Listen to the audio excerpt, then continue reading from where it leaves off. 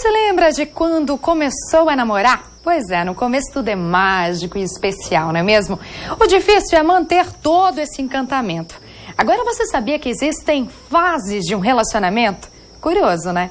E para explicar melhor sobre isso, está aqui comigo a sexóloga Patrícia Tomazelli. Seja muito bem-vinda, Patrícia. Obrigada pelo convite, Francélia. E pelo que eu vi, esse bate-papo não é só para quem está namorando, mas também para o solteiro aí, né? Que está conhecendo uma pessoa nova, vai poder descobrir em que fase está nesse relacionamento. Então, vamos então para as telas? Vamos então para as telas para descobrir quais são essas fases, afinal. Essa parte do relacionamento saudável a gente vai conversar no próximo bloco, viu? Mas então vamos começar com a primeira fase, que é a questão do encantamento, né? Ah, essa é a mais gostosa, né? A fase que todo mundo se descobre, é a fase, do ponto de vista da sexologia, é a fase da sedução. Que a gente diz assim, é a fase do frio na barriga, é a fase que se trocam carícias, as pessoas se conhecem, é a fase que a gente descobre a intimidade um com o outro, né? É quando tudo está nas nuvens, né? Nas nuvens, né? A gente fala assim, né? A cabeça está nas nuvens e os pés não estão no chão muitas vezes. É uma fase que a gente tem que ter muito cuidado, né?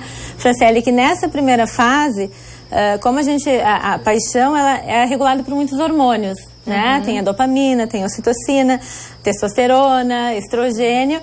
E o que acontece? Muitas vezes essa questão da gente não racionalizar e a gente só vê as qualidades do outro. Nesse momento tudo é lindo, né? Tudo. Não tem defeito. Não tem defeitos, as pessoas não têm defeitos. Então, essa fase é muito importante estabelecer alguns, que a gente chama de contratos, né? Quando se está apaixonado, a gente esquece de estabelecer alguns vínculos assim, como é que vai ser esse relacionamento com a família do outro, né? Sim. Se você tem algum empecilho. Já nesse momento tem que pensar? Nesse momento que eu digo assim, você impor algumas coisas. Se você vai querer... o que você vai abrir mão da sua vida pessoal com o outro nessa fase logo no início? Porque depois que você deixa ter essa castração no início, você não consegue mais resgatar.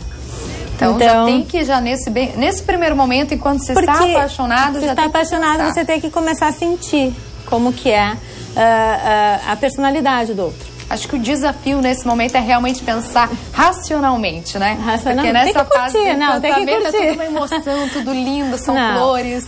Tem que curtir bastante também essa fase boa, que é essa questão da emoção, mas também a gente tem que racionalizar um pouquinho para que as próximas fases não venham a segunda fase que você vai ver dos relacionamentos abusivos, que é quando um deixa dominar o outro e um se anula perante o outro, né? Esse é um papo realmente bem sério que vai ser no último bloco, viu, gente? Você não pode perder. Então vamos à segunda fase. Qual seria a segunda fase? A segunda fase seria acabou-se a novidade, não é mesmo? Exatamente. Essa fase ali, ó. Quando acaba a novidade, então, o que acontece? As pessoas já têm mais intimidade um com o outro, começam a surgir os defeitos e aqui é feita uma análise, né? Se esses defeitos vocês conseguem manter para esse relacionamento seguir adiante ou não, né? Quando a pessoa acha que esses defeitos eles conseguem ir adiante, é quando começa a fazer os planos, né? De casamento. Já nesse momento? Porque na verdade, assim, eu dei uma resumida, Franciele, porque senão a gente ia ficar aqui até amanhã conversando. Tem uns papinhos antes, né? Não, com certeza. A gente tá falando assim, eu fiz um resumo, porque senão cada fase ela se subdivide em muitas fases. Mas aqui, assim, depois que você perde o frisson da coisa, do frio na barriga, aqui você já tem uma fase, como é que eu vou te dizer, em que você pensa mais, você está racionalizando um pouco mais, então você já não está mais tão nas nuvens, então você já começa a enxergar os defeitos e muitas vezes vem a desilusão, né? Aquelas pessoas que trocam muito de parceira que não conseguem passar dessa fase, a desilusão, não é aquela pessoa perfeita, e aí que vem muitas vezes a gente aceitar os defeitos dos outros se a pessoa realmente tem muitas qualidades, tem que ter o sobrepeso. No ponto de vista sexual, essa fase é a fase gostosa muitas vezes, porque no início é novidade, mas também não tem intimidade. Então, às vezes, tu fica meio travada, um vai conhecendo o outro, vai sabendo o que um gosta, o que o outro não gosta. Já nessa fase, quando já se conhecem melhor, então já se solta um pouco mais. Então, é uma fase gostosa do relacionamento, em que vocês já se conhecem, já começam a poder, como eu diria, brincar um pouco mais, se casar um pouco mais liberal e tal, já começam a poder usufruir um pouco melhor, o que é muito saudável. Né? Isso não tem assim, se a gente fosse falar em questão de meses, anos, não tem uma definição. Essas fases acontecem, depende de casal para casal. Depende de casal para casal. A gente vê muitas vezes assim, até um certo preconceito, eu acredito. Relacionamentos que a gente vê assim, eles se apaixonaram e casaram em 6 meses e já estão engravidando, isso não vai dar certo. Não, muitas vezes a gente vê esse tipo de relacionamento durar, não tem regra. Não tem regra. Não tem regra. Eu acho que os sentimentos eles vão desenvolvendo. Muitas vezes se as pessoas achou o seu par, muitas vezes essas coisas podem acontecer num curto espaço de tempo. Então então vamos para a próxima tela. Qual é as primeiras brigas e discussões? Essa é a parte delicada, né? Exatamente. Então, quando começa a ter essa intimidade e que você começa a descobrir os defeitos dos outros, começa a vir as discussões. E nas discussões é que você começa a ver o outro lado da personalidade, como que a pessoa lida com esse problema. Né? Se a pessoa é agressiva, se a pessoa consegue sentar, ter um diálogo. E o que eu vejo hoje é a falta de diálogo. E por isso que é tão importante essa questão da briga, querendo ou não. É algo negativo, mas ao mesmo tempo é um momento de se discutir. É um momento de se descobrir outras faces né, da personalidade de cada pessoa. E o que acontece? Nas brigas, é um bom motivo depois para fazer as pazes, né? Do ponto de vista da sexologia, é a melhor parte de fazer a reconciliação quando tem. Mas, o que eu ia dizer assim, as brigas, elas...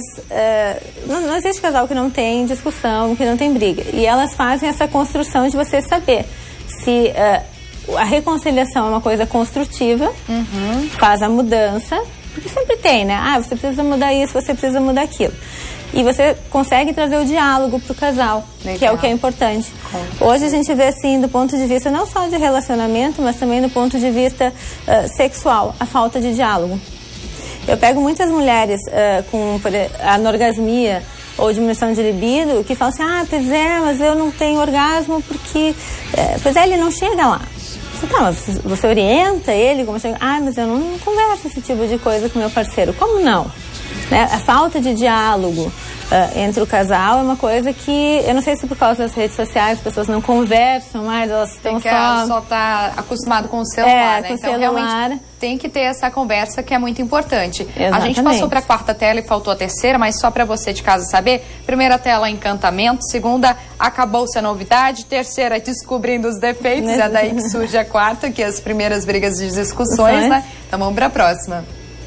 Pensando no futuro, agora entra o futuro, né? Depois que pensando no futuro, que é essa fase, então, de se descobrindo passou a fase da desilusão, se vê se esse parceiro realmente é uma pessoa que você quer construir, então, uma vida 2, uma família, né? Não necessariamente família, que eu digo é filhos, o que hoje em dia a gente vê muitos casais optando por não ter filhos e não por isso deixam de ser uma unidade familiar. Com certeza. Mas que é essa próxima etapa. Se diz que se passou por etapa 4, tem chance de ser um relacionamento duradouro, porque essa questão de você saber dar o passo para trás, você admitir alguns erros, você mudar, você torna um relacionamento saudável, você consegue fazer com que os erros construam o seu relacionamento. É difícil se você não passa dali, muito dificilmente você consegue ir pra frente. Viu só, gente? Então, se você tá em casa tentando analisar em qual fase você tá, se você passou da 4, já é um bom sinal. É um bom sinal. Qual é o 6º sinal? Juntos o tempo todo ou nem tanto? Porque daí já muda um pouco, depois que decide ter uma vida a 2, do ponto de vista da sexologia, entra no que a gente chama de habituação. Começa a ter uma vida conjunta, coisas que não tinham antes, quando não moram juntos. Sempre tem aquela coisa, eu tô na minha casa, tá na tua, se vê final de semana. Quando começa a ter uma vida a 2 todos os dias, começa a entrar na rotina. E aí começa, todo dia acorda no mesmo horário, almoça no mesmo horário, volta no mesmo horário. E a questão sexual, ela fica previsível. Hoje é o dia que ele vem no futebol, então ele toma uma cervejinha, então hoje tem. Hoje ele me procura. E vai ser a mesma coisa. Tem que cuidar para não virar essa rotina. Para não virar essa rotina. Realmente. Exatamente. E o que acontece? Essa habituação, ela é um comportamento normal do ser humano. E nas mulheres mais ainda. Agora, por que as mulheres habituam mais que os homens? Por que o homem sempre tem mais desejo que a mulher? Pelo hormônio, né? Os homens, eles têm 30 vezes mais testosterona que a mulher. Então é natural que eles tenham 30 vezes mais desejo sexual que a mulher. Isso é uma coisa que a gente não pode comparar. Desejo sexual masculino com desejo sexual feminino. Isso é uma coisa que os homens também teriam que ter uma orientação, porque eles cobram muito isso das mulheres. Então é complicado. Muitas vezes, pra mim tá tudo bem, só que ele me cobra, né? Essas cobranças durante o relacionamento da habituação, elas são muito complicadas. Daí tem que cuidar para aquele nosso último bate-papo, no último bloco sobre relacionamento saudável e abusivo, né? Vamos para a última tela, que o nosso tempo está curto. É a questão do recuperar o desejo, tentar realmente fazer coisas novas, né? Fazer coisas novas. Ali naquela outra que diz assim, não tão junto, né? De ficar tão junto, é quando eles começam a querer o seu próprio espaço. O homem querer ter a sua turma, as confrarias, a mulher querer sair com as amigas sozinhas. E isso é importante, você respeitar a intimidade e a individualidade de cada um. Não é porque você é casado que você tem que fazer tudo junto. Então, cada um tem que ter a sua vida à parte, a sua individualidade. E para recuperar o desejo, na verdade, você tem que redescobrir sexualmente o casal todos os dias. Não é uma coisa, não é esperar chegar nessa fase para redescobrir. Na verdade, essa incrementação sexual, ela acontece todos os dias. Para isso, eu sempre digo para meus pacientes e para todas essas palestras que eu dou, ninguém aprende, nasce sabendo fazer sexo.